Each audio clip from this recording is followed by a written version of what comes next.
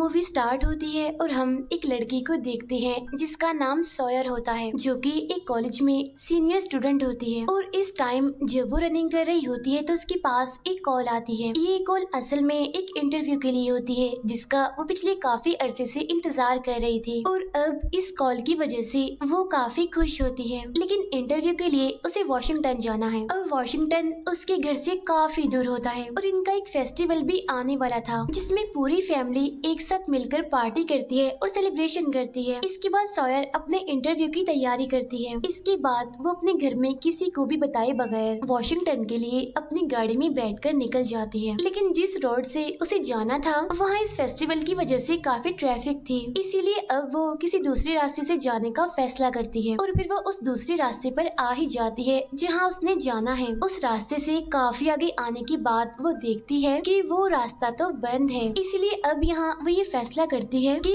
अब वो paper map के जरिए ही आगे बढ़ेगी, यानी अब वो आगे जाने के लिए जीपीएस का इस्तेमाल नहीं करेगी। इसीलिए अब वो यहाँ पर एक तीसरा रास्ता चुनती है। उसके पास वो पेपर मैप भी मौजूद होता है जिसके जरिए वो आगे बढ़ने का फैसला कर रही है। कुछ दूर जाने के बाद वो अपनी गाड़ी रोक लेती है और गाड़ी से उतरकर उस मैप को देखने लगती है। और जब वो उस मैप को देख रही होती है तो तभी उसकी गाड़ी के आगे एक और गाड़ी आके रुकती है और उस गाड़ी में से दो लड़के बाहर आते हैं जो कि दोनों भाई होते हैं। अब पहले पहले तो वो दोनों सॉयर से काफी अच्छे से बात करते हैं, लेकिन बहुत ही जल्द उनका रवैया बदल जाता है। वो सॉयर से बदतमीजी करने लगते हैं। तब उनमें से एक को सॉयर किक करती है और जब दूसरा भाई सॉयर को पीछे से पकड़ लेता है तो सॉयर एक नाइफ जो कि वो हमेशा ही अपने पास रखती है वो उससे उस दूसरे भाई को जख्मी कर देती है और फिर पैदल ही अपनी जान बचाने के लिए वहाँ से भाग जाती है। इसके बाद ये दोनों भाई उठते हैं और इन्हें उस पर काफी गुस्सा आता है और अब ये किसी भी कीमत पर सॉयर को पकड़ना चाहते हैं। उधर सॉयर अपनी जान बचाने के लिए काफी तेजी से भाग रही होती है और भागते भागते वो इन दोनों भाइयों से काफी दूर आ चुकी थी। अब एक तरफ तो वो उन दोनों भाइयों से बच गई थी, लेकिन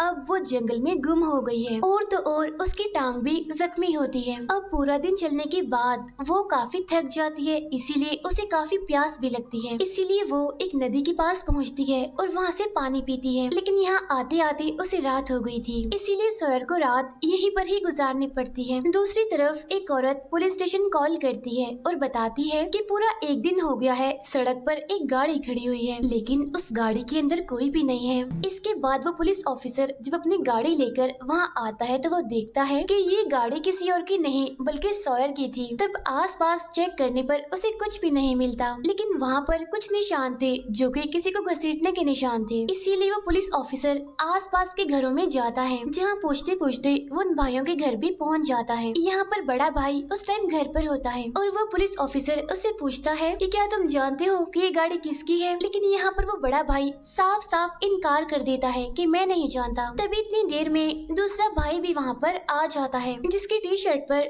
खून का निशान लगा होता है और ये खून के निशान वाली वही जगह होती है जहाँ सॉयर ने नाइफ से उस पर अटैक किया था। यहाँ इन दोनों भाइयों को देखते ही इस पुलिस ऑफिसर को इन पर शक होने लगता है, लेकिन अब क्योंकि उसके पास इन दोनों के खिलाफ कोई भी सबूत नहीं होता इसीलिए वो चुपचाप वहाँ से चला जाता है। उधर जंगल में सॉयर दिखाई जाती है जो कि अभी भी नदी के किनारे ही होती है। उसकी टांग इतनी जख्मी होती है कि उसे काफी दर्द हो रही होती है और तो और पिछले 24 घंटों से वो भूखी प्यासी है, ना तो उसने कुछ खाया है और ना ही सही से पानी पिया है। उसका इतना खून बह चुका होता है कि उसमें बहुत ज्यादा कमजोरी हो जाती है और अब वो अपनी जख्मी टांग के साथ ही बड़ी मुश्किल से आहिस्ता आहिस्ता करके आगे बढ़ने लगती है। लेकिन तभी उसे ऊपर पहाड़ी से किसी की आवाजें आने लगती हैं। लेकिन जब वो ऊपर देखती है तो वहाँ पर एक गाड़ी होती है जो कि नीचे की तरफ ही गिर रही होती है। असल में ये गाड़ी सॉयर की ही होती है जिसे वो दोनों भाई ऊपर से नीचे फेंक देते हैं, क्योंकि अगर ये गाड़ी ज्यादा दिनों तक उनके घर के आसपास रही तो पुलिस यहाँ पर बार बार आएगी, जिसकी वजह से ये फंस भी सकते हैं। इसीलिए वो सॉयर की गाड़ी को फेंक कर वहाँ से चले जाते हैं। इसके बाद सॉयर अपनी गाड़ी के पास आती है जहाँ वो गाड़ी के अंदर से अपना मोबाइल बाहर निकालती है, लेकिन वो देखती है कि उसका फोन तो टूट गया है पूरी तरह, लेकिन अभी वो थोड़ा बहुत चल रहा था। लेकिन मुसीबत की बात तो ये होती है कि उसकी बैटरी भी लो थी और इससे भी बड़ी मुसीबत की बात ये होती है कि यहाँ इस जंगल में कोई भी नेटवर्क मौजूद नहीं होता जिसकी मदद से वो किसी को कोई मैसेज भेज सके मदद के लिए। अब उसके अंदर कमजोरी इतनी ज्यादा हो जाती है कि वो बेहोश हो जाती है। लेकिन फिर अगले ही सीन में जब उसकी आंख खुलती है तो वो खुद को एक घर में पाती है। उसके सामने एक लड़का होता है जिसका नाम होता है लोवेल। यहाँ लोवेल ने उसकी जख्मी टांग पर पट्टी भी बांध दी होती है, लेकिन सॉयर को उस पर यकीन नहीं आता। डर की वजह से उसे यही लगने लगता है कि शायद ये इंसान भी मुझे नुकसान पहुंचाएगा, इसीलिए वो जोरों से चिल्लाने लगती है। लेकिन लोवेल उसे ऐसा करने से यानी चिल्लाने से मना करता है। लेकिन अब सॉयर वहाँ से उठती है और जाने लगती है, लेकिन एक बार फिर से वो कमजोरी की वजह से गिर जाती है और बेहोश हो जाती है। लेकिन इस बार जब उसे होश आती है तो वो देखती है कि लोवेल ने उसके हाथों और पाँव को बांध दिया है। यहाँ लोवेल उसे खाने के लिए ब्रेड देता है। इसके बाद वो सॉयर से पूछता है कि आखिर तुम इस जंगल में क्या करने आई थी। तब ये सुनकर सॉयर उसे अपने बारे में सब कुछ बता देती है। उधर हम जंगल में उन दोनों भाइयों को देखते हैं जो कि अभी भी सॉयर को उस पूरे जंगल में ढूंढ रहे होते हैं। जहाँ ढूंढते हुए उन्हें सॉयर के कपड़े का एक टुकड़ा मिलता है, जिससे उन्हें ये बात कंफर्म हो जाती है कि सॉयर अब भी इस जंगल में है, उनके आसपास ही है। उधर सॉयर और लोवेल आपस में बातें कर रहे होते हैं, लेकिन तभी घर के बाहर एक गाड़ी की आवाज आती है। तब सॉयर गाड़ी की आवाज सुनकर तो वो जोर जोर से मदद के लिए आवाजें लगाने लगती है, लेकिन लोवेल उसका मुंह बंद कर देता है और उसे कहता है कि चुप करो, मुझे बाहर जाके देखने दो। इसके बाद जब लोवेल बाहर चेक करने के लिए आता है तो देखता है कि वहाँ पर तो वही दोनों भाई आए हैं। असल में लोवेल इन दोनों भाइयों का कजिन है। यहाँ पर ये दोनों भाई लोवेल से सॉयर के बारे में पूछते हैं, लेकिन लोवेल इन्हें साफ साफ मना करता है और कहता है कि नहीं, मैं ऐसी किसी भी लड़की को नहीं जानता। लेकिन इन दोनों भाइयों को उसकी बात पर यकीन नहीं होता, बल्कि इन्हें तो उस पर शक होता है। इसीलिए वो दोनों के दोनों ही घर के अंदर आ जाते हैं। लेकिन तब तक सॉयर घर से बाहर आ चुकी होती है और वो वहीं पर ही पड़े एक खराब ट्रक में छुप जाती है। इसके बाद जब वो दोनों भाई वहाँ से चले जाते हैं तो लोवेल उसके पास आता है, उससे कहता है कि तुमने गलती की है, तुम्हें घर से बाहर निकलना नहीं चाहिए था, अब जल्दी करो,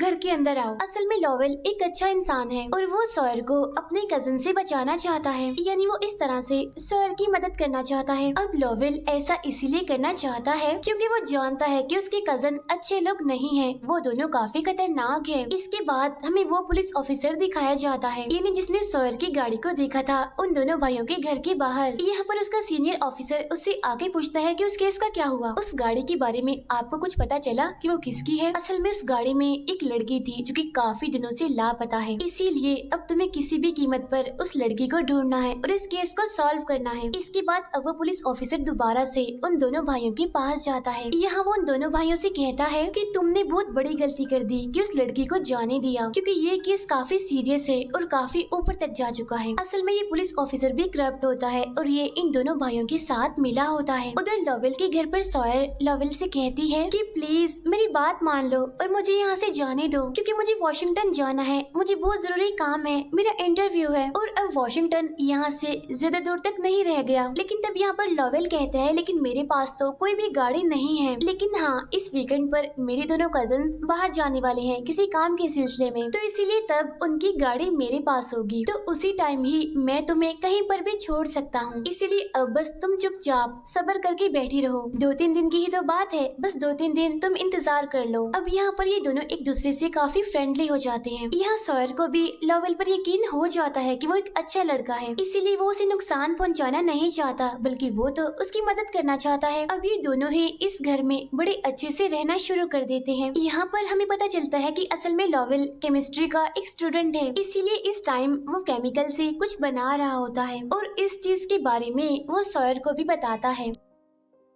इसके बाद हमें वो दोनों भाई दिखाए जाते हैं जहाँ एक बार फिर से वो लोवेल के घर आ चुके हैं। असल में इस टाइम वो अपने साथ कुछ बॉक्सेस लाए होते हैं, लेकिन जैसे ये दोनों भाई घर के अंदर एंटर होते हैं तो लोवेल जानबूझकर वहाँ पर धुआं छोड़ देता है, जिसका फायदा उठाकर सॉयर यहाँ से चली जाती है और नदी के किनारे जाके पहुँचती है, जिससे यहाँ पर उन दोनों भाइयों को ये बात पता चल ही नहीं पाती कि सॉयर यहीं पर उनके कजन के घर पर ही रह रही है। उधर दूसरी तरफ हमें पुलिस स्टेशन में ये दिखाया जाता है है कि पुलिस ऑफिसर को उस करप्ट पुलिस ऑफिसर के बारे में सारी बात पता चल चुकी है, यानी कि वो उन दोनों भाइयों के साथ मिला हुआ है। इसीलिए वो पुलिस ऑफिसर उस करप्ट पुलिस ऑफिसर को गन पॉइंट पर ले लेता है। लेकिन इससे पहले कि वो पुलिस ऑफिसर उसे अरेस्ट करता और उसके बारे में दूसरों को बताता, उससे पहले ही वो करप्ट पुलिस ऑफिसर उसे गोली मार देता है, जिससे वो पुलिस ऑफिसर मारा जाता है। इसके बाद वो उन दोनों भाइयों की मदद से उसकी डेड बॉडी को गायब कर देता है। और अब इसके बाद सीनियर शेरिफ वहाँ पर आते हैं, जहाँ वो करप्ट पुलिस ऑफिसर सॉयर के गायब होने का इल्जाम उस पुलिस वाले पर लगा देता है, जिसे कि अभी अभी उसने मारा होता है, ताकि सबको ऐसा लगे कि सॉयर को उसने गायब कर लिया था और अब खुद भी वो पुलिस ऑफिसर गायब हो गया। लेकिन सीनियर शेरिफ उस करप्ट पुलिस ऑफिसर को कहते हैं कि अब ये केस मैं तुम्हारे हाथ से लेकर स्टेट पुलिस को दे चुका हूँ, क्योंकि एक सीरियस मैटर है। तब इस बात से वो करप्ट पुलिस ऑफिसर काफी परेशान हो जाता है। इसीलिए वो उन दोनों भाइयों के पास आता है और उनसे कहता है कि मुझे तो लगता है कि अब हम पकड़े जाएंगे। असल में ये पुलिस ऑफिसर इन दोनों भाइयों के साथ ड्रग्स का काम भी करता है और वो ड्रग्स ये दोनों भाई लॉवेल से बनवाते हैं। इसीलिए उस दिन जब भी उसके घर पर बड़े बड़े बॉक्स लेकर गए थे, तो असल में उस दिन उन बॉक्सेस में ड्रग्स बनाने का सामान था। उधर सॉयर और लॉवेल जब घर के बाहर बैठे होते हैं, तो तभी उस करप्ट पुलिस ऑफिसर की गाड़ी वहाँ से गुजरती है और उसे शक हो जाता है कि लॉवेल के घर में ही सॉयर है। इसीलिए वो अपनी गाड़ी को वहाँ पर रोकता है और लॉवेल से कहता है कि मैं तुम्हारे घर की तलाशी लेना चाहता हूँ। लेकिन लॉवेल उसे साफ साफ मना कर देता है कि मैं अपने घर की तलाशी तुम्हें लेने नहीं दूंगा। साथ ही साथ तलाशी लेने का कोई भी लाइसेंस उसके पास नहीं होता, इसीलिए वो तलाशी नहीं ले सकता था। लेकिन वो पुलिस ऑफिसर ये बात उन दोनों भाइयों को बता देता है कि मुझे लगता है कि वो लड़की सॉयर लॉवेल के घर पर है। इसीलिए अभी दोनों भाई लॉवेल के घर पर आ जाते हैं और जब वो अंदर आते हैं तो वो वहाँ पर सॉयर को देख लेते हैं। और जैसे ये दोनों भाई उसे देखते हैं तो ये उन दोनों को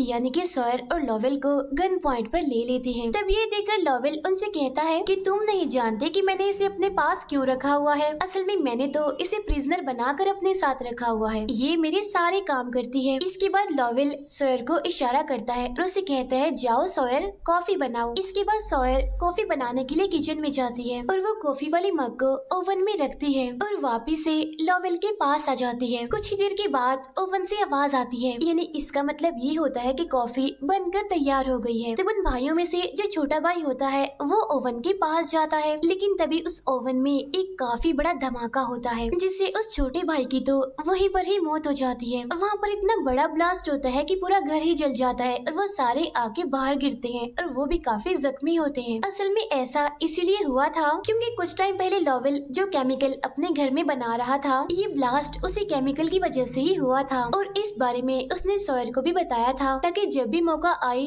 ठीक टाइम आए तो वो इसे इस्तेमाल कर सके। लॉवेल और सॉयर घर से बाहर होते हैं, जहाँ लॉवेल तो काफी जख्मी होता है लेकिन सॉयर कुछ ठीक होती है। लेकिन तभी वहाँ पर वो दूसरा भाई भी आ जाता है जो कि पूरी तरह से जला होता है। यहाँ पर लॉवेल सॉयर को वहाँ से भागने के लिए कहता है, अपनी जान बचाने के लिए, जहाँ पीछे से वो दूसरा भाई सॉयर को गोली मारने ही वाला होता है। लेकिन तभी इससे पहले ही लॉवेल उसे पकड़ लेता है। वो उस भाई से उसकी गन छीनकर उसी पर ही पॉइंट कर देता है। लेकिन इससे पहले कि लॉवेल उस भाई को मार पाता, वहाँ पीछे से वो करप्ट पुलिस ऑफिसर आ जाता है जो इन दोनों को ही शूट करके मार डालता है। अब यहाँ पर उसने उस भाई को इसीलिए मारा होता है ताकि उसके खिलाफ कोई भी सबूत बाकी न रहे और वो बच जाए। इसके बाद हमें सॉयर दिखाई जाती है जो कि जंगल में भाग रही होती है। वो भागते भागते सड़क तक पहुँच जाती है, लेकिन तभी उसे पुलिस की एक गाड़ी दिखती है जिसे देखकर वो काफी खुश हो जाती है। इसीलिए वो जल्दी से पुलिस की उस गाड़ी में बैठ जाती है। लेकिन हम देखते हैं कि इस गाड़ी में वही करप्ट पुलिस ऑफिसर होता है। तब सॉयर को इसके बारे में पता चल जाता है, इसीलिए वो वहाँ से भागने की काफी कोशिश करती है। लेकिन ये पुलिस ऑफिसर उसे पकड़ के नदी के किनारे ले जाता है। वो सॉयर को नदी में बार बार डबोकर उसे मारने की कोशिश करता है। लेकिन तभी वो स्क्रू ड्राइवर जो कि लॉवेल ने सॉयर को दिया था और उसे कहा था कि इसे हमेशा अपने पास रखना, वो पानी में गिर जाता है। तब सॉयर किसी तरह उस स्क्रू ड्राइवर को उठाती है और उसकी मदद से वो उस पुलिस ऑफिसर पर हमला करती है। वो बार बार उस पर अटैक करके उसे जख्मी करके नदी से बाहर आ जाती है। फिर वो भागते हुए वापस से